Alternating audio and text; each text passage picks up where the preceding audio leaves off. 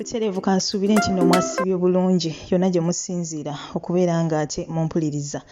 Mujje baliko gyonna gye mutuusaako engalo basasirako mwenna bayita mu bizibu eby'enjawulo mbasanyukirako mmwe abatuuse ku buwanguzi.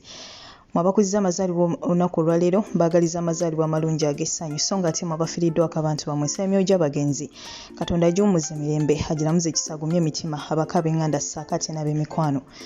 Mumbeja Aisha Nasolo ge gange bantuuse okubeera nga ate nkutuusa ku updates. Kyenkusaba kiri kimu subscribe nga ate kakakadde olema okubeera nga ate munange omissinga out. Amawulire genziza okubeera nga ate nkutuusaako essaawa eno mukwano gwange si byangu n'akamu n'akeddagala wabula kigambibwa nti jjajja Ichuli abamu gwe tumanye nga Isma Olexus akubiddwa amasasi era bw'atyo n'afiirawo. Omuntu atutuusizaako amawulire gano ye Dictator Amir nga screenshot eyo naawe woogiraba mukwano gwange.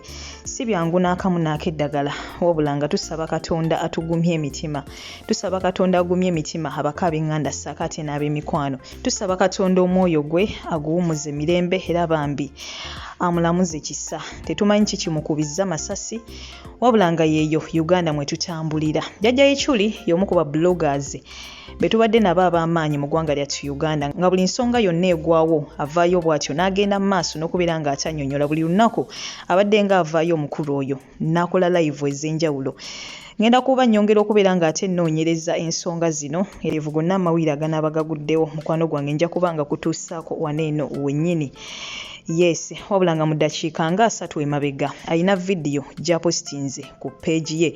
Wabula ekyo sijja kyesibako nnyo olw'ensonga nti abantu abo abamu babeera ne ba social media handlers baabwe nti mulaba nga ebintu ebimu abipostinga naye nga in actual sense yabipostinga wabula nga waliwo omuntu addukanya page ye abipostinga.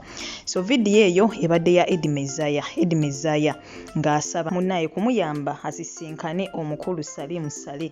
Akatambi ako ngenda kuba nkakulekerako essaawa eno yennyini naye nga ngenda kuba nnyongera okunoonyereza ku nsonga zino era byonna bye nnaaba nfunye mukwano gwange subscribe nga ngenda kuba ate mbikutuusako essaawa eno yennyini naye nga amawulire ga nnaku mukwano gwange si byangu n'akamu n'akeddagala. Wanakabalega ku assignment taata nsaba kunnyamba nsisinkane Muzeeyi Saleh mubuuzeeko nsaba onnyambe nga sinadda Sweden Muzeeyi Saleh amazima gali nti zimanyiro okusinziira byendaba byakoze byakola. Nsaba mpa omukisa nganze Eddie Mezaya Uganda's first blogger ekyamazima bangi nnyo besobola okukwasaganya naye nsaba nfuneyo omukisa ekyekingeko ku ngalo za hero wange Muzeeyi Saleh nze mbeera Sweden naye ate mbeera mu nsi yonna kubanga bonna bannayuganda gye bali Eddie Mezaya nze mutulo ekyo nawe okimanyi. Kale katugezeeko tulabe ogambye oddayo ddi nzire lwakusatu kanwane ndaba at least naye ali wala tewali mutawaana anko balamu natuuse wano nampa emmotoka engumu nja kugivuga mutundeko Muzeeyi gyali. Kale ekyo mmanyi nti wonoddira ojja taata nyaza baali basinkana aba diaspora abaava mu US ayandika oba ova mu Europe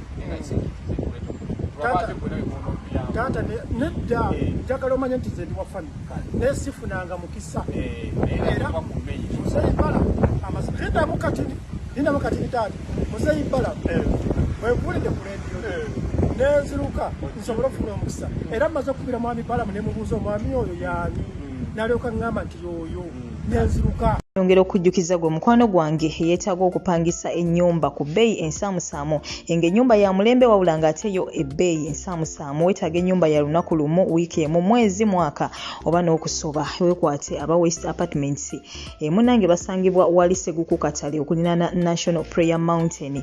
Balina ennyumba eziri furnished ng'ogenda nga wooli kwegamba buli kimu okisangamu wabula ate balina n'ezo ezitali furnished. Osobola bafuna ku nnamba y'essimu 0773022292. Beekwate mukwano gwange tojja kubeera ng'ate wejjusa. Yes.